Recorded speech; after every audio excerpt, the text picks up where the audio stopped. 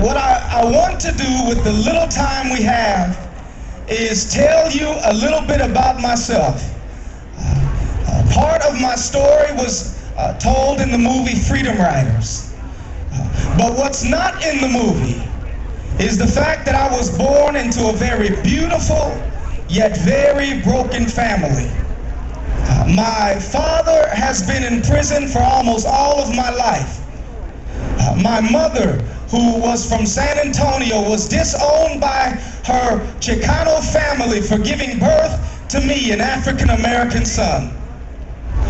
And my stepfather was an alcoholic who was addicted to crack.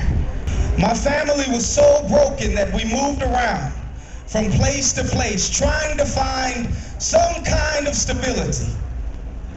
But by the time I was 16 years old, I had already lived in 26 different places, not including the homeless shelters, the cars, or the alleys we slept in. And there were many nights when the only blanket I had was my mother's jacket. And the only meal we had was a cup of soup and a piece of bread. And the only floor and bed I had was a concrete slab. And there were many nights when I had to jump into dumpsters to find food to eat. And so around that time, I began experimenting with drugs, and I began involving myself in crime, and I began burglarizing homes.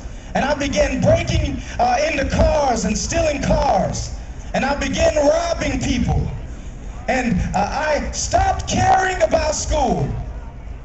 And the first semester of my freshman year in high school, I earned a 0.6 GPA. That's all F's and one D. And I'm gonna let you guess. And the D was in PE.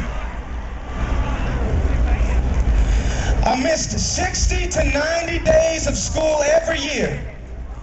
And my English grammar was so poor that I was classified as an English as a second language student.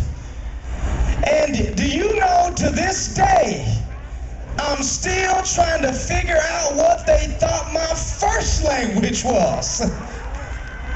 I first paused to say thank you. Thank you to every one of you who works day in and day out in the trenches where there are no cameras and there is no march and there are no television reporters. You're working out of the heart, your commitment to make a difference in the lives of the people around you. Thank you. Thank you for working together, for marching together, for praying together, for standing up for freedom together, for working together to elect Barack Hussein Obama as our next president. And so, I leave these words with you that were penned by a dead white guy in tights. If, by Rudyard Kipling. If you can keep your head when all about you are losing theirs and blaming it on you, if you can trust yourself when all men doubt you, but make allowances for their doubting too, if you can wait and not be tied by waiting, or being lied about, don't deal in lies, or being hated, don't give way to hating, and yet don't look too good nor talk too wise.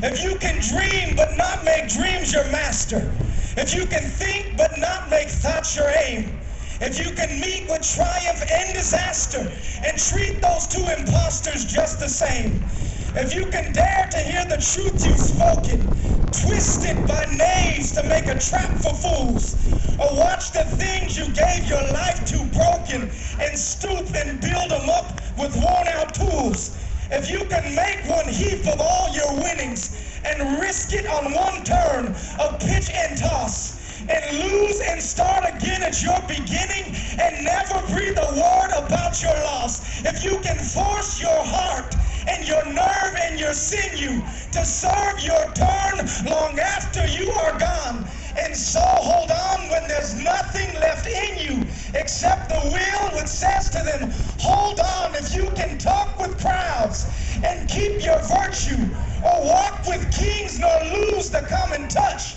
If neither foe nor loving friend can hurt you, if all men count with you, but none too much, if you can feel the unforgiving minute with 60 seconds worth of distance run, yours is the earth. Yours is the earth. Yours is the earth. San Antonio, yours is the earth. And which is more, you'll be a woman, my daughter, and you'll be a man, my son. God bless you.